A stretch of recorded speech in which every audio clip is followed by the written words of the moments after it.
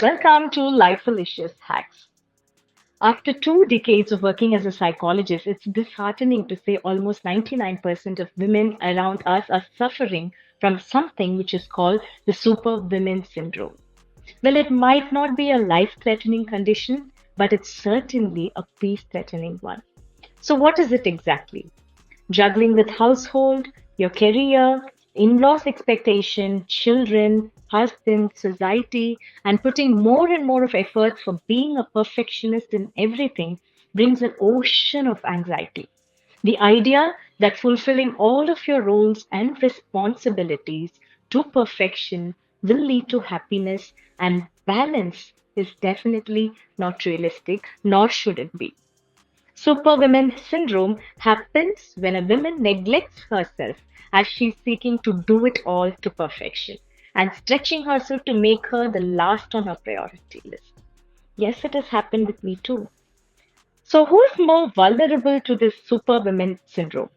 Typically, mothers, wives, professionals, homemakers, spokeswomen, leaders, community organizers, you, me, and all of us. So, what are the symptoms? Check if three or more are familiar from the following. Number one, irritability. Number two, disturbed or excessive sleep. Number three, nervousness. Number four, self doubt or self blaming. Number five, anxiety.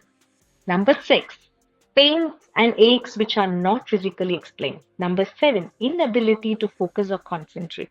Number eight, muscle tension. Number nine, memory issues. And number 10, continuous feeling of unhappiness.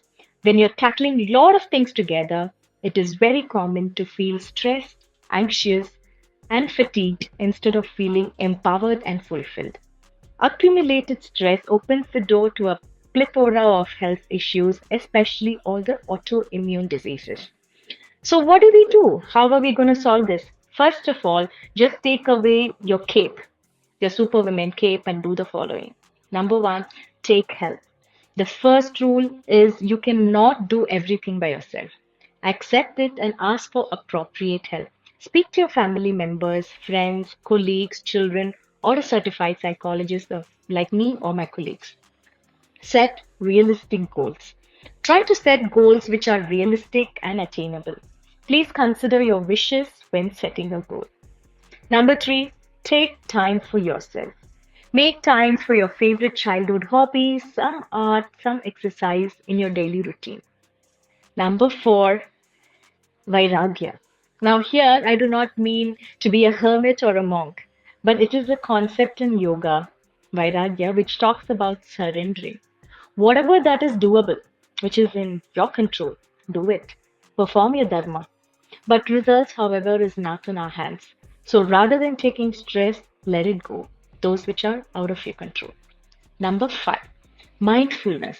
Be mindful about your activities. Are you doing something unwillingly? Note it down. Are you doing something at the cost of your happiness? Note it down. Sooner you will know where to make your appropriate changes.